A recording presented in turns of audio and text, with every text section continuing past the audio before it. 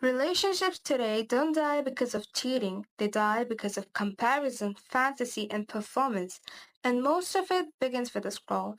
Think about it. You're laying in bed after a minor disagreement with your partner.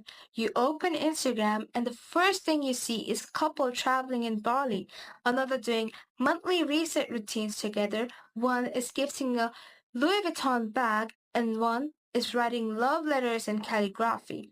You stare at your partner laying next to you, unaware, half asleep, and definitely not planning a surprise trip. Suddenly they don't feel enough. But they did not change. Your expectations did. Social media has not just changed how we communicate, it reshaped how we view love itself. We are constantly bombarded with curated content designed to trigger envy. And according to a 2023 study by the American Psychological Association, people who consume more romantic content online are significantly more likely to report dissatisfaction in their real life relationships. We are watching highlight reels and mistaking them for documentaries.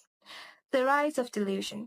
Love used to mean patience, trust, effort. Now it means candles, gifts, aesthetic dates, and declaration on any social media platforms like TikTok, YouTube, Instagram, Pinterest.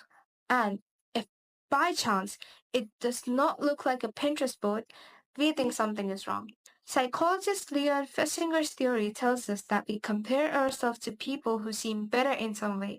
This can push us to grow or it can leave us constantly feeling like what we have will never measure up.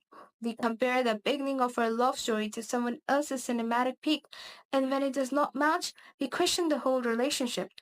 Why don't you plan surprise like him? Why you never post me the way she gets posted? But what if the surprise is scripted and what if the affection is staged? We are comparing love to marketing, the death of intimacy. We don't fall in love, we fall into performance. Love is not something we perform for others to witness. We want couple photos, not couple growth. We want, he's such a green flag comments more than we want real emotional safety. You did not post me on Valentine's Day. Do you even care? Now, validation has become greater than connection, image has become greater than intimacy, and that is dangerous. Every like, view, or comment triggers the brain reward center, but real relationships are slow, subtle, and unfiltered. And let me tell you about Sarah. She was in a healthy relationship. No cheating, no yelling, no toxicity. Just two people growing slowly, steadily together. But she kept seeing these perfect couples reels.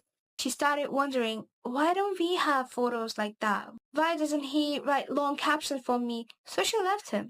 And a year later, she realized what she had lost peace. Because what looked boring was actually love. Then love becomes aesthetic. Let's talk about princess treatment. A trend that started as a call for respect is now about Louis Vuitton gifts, flight books without asking, daily affirmation on social media. Yes, you deserve to be loved deeply, but when you equate love with spending, you're setting the stage for conditional affection. Research from the Journal of Consumer Psychology found a direct link between materialistic values and lower relationship satisfaction. When love becomes transactional, we begin measuring affection. He only got me one rose, not a hotel stay. She did not post my gift. Maybe she did not like it. And now even fictional relationships, like in K-dramas, are shaping our expectations.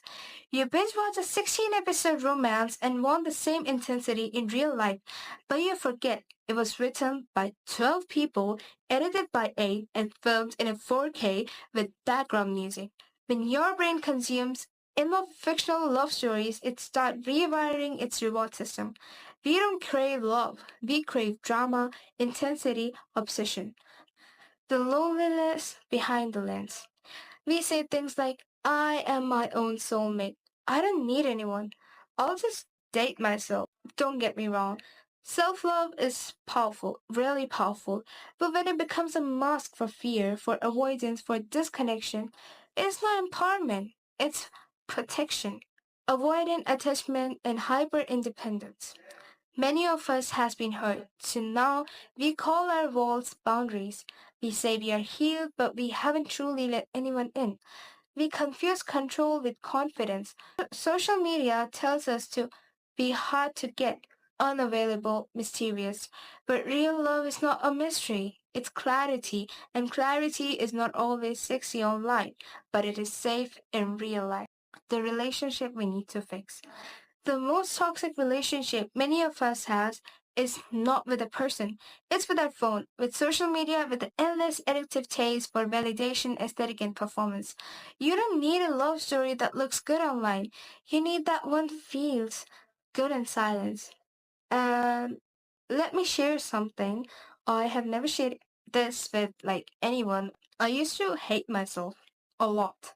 When I say a lot, I mean a lot. So then this person came and I fell in love with myself. I started to groom myself. I took care of myself. I love myself deeply. And this is why I believe that you should love those who make you fall in love with yourself. Not with filters, not with flowers, but with their presence, consistency, and effort when no one is watching. Because real love, it does not trend, it stays.